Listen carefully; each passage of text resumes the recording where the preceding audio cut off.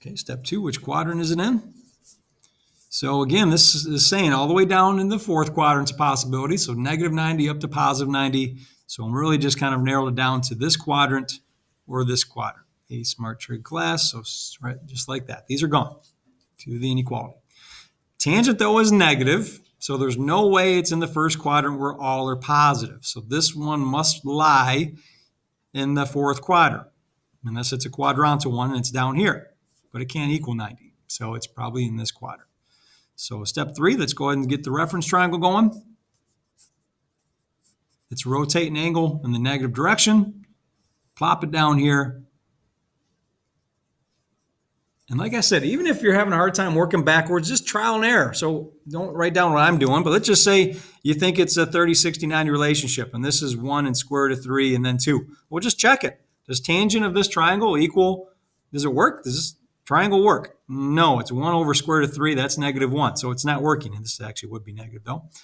And then you can flip-flop those, and it still wouldn't work, okay? The relationship that will work is the 1 square root of 2, and then this is going to be negative 1 because it's in the negative y direction.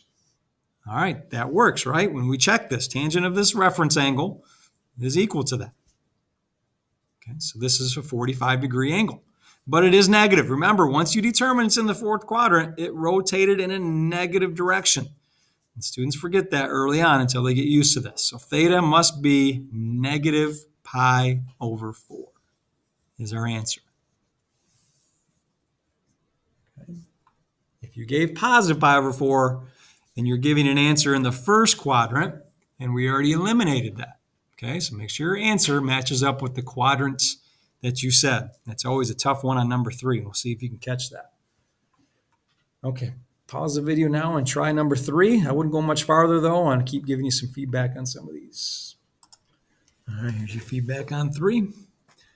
Cosine of what angle? Okay, now I didn't say arc, but you put that negative 1 there. It still means inverse cosine. Cosine of what gives me negative 1/2? And here's the restrictions on cosine. 0 all the way over to pi. Anywhere in between are possibilities for an angle. All right, step 2, let's figure out which quadrant it's in. We just talked about 0 to pi, so that's first and second quadrant. But this is negative, so it can't be where all are positive. So if you wrote down any answer between 0 and 90 or 0 and pi over 2, you got the answer wrong. And this is tricky on cosine. Students make this mistake a lot. All right, so we rotate an angle over. We just drop a random angle in the second quadrant, create a reference triangle, and start playing with the angles, or try to put these in the right spot.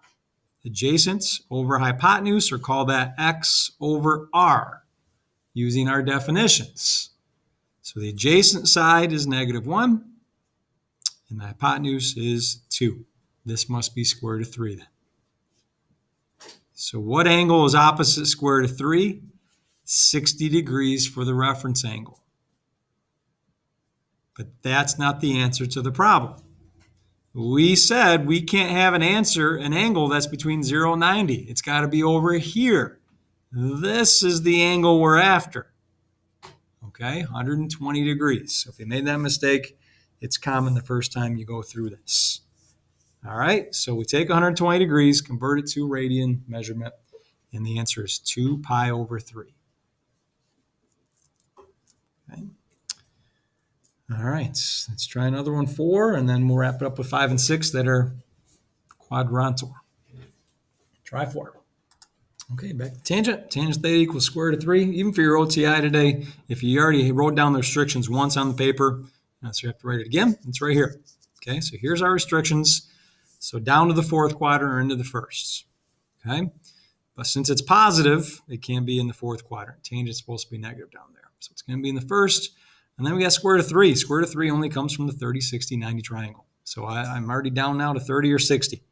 So this is square root of 3 over 1. So if I put square root of 3 here, 1, that would work for this reference angle.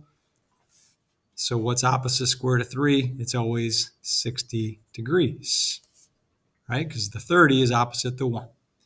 So theta is pi over 3 for the answer.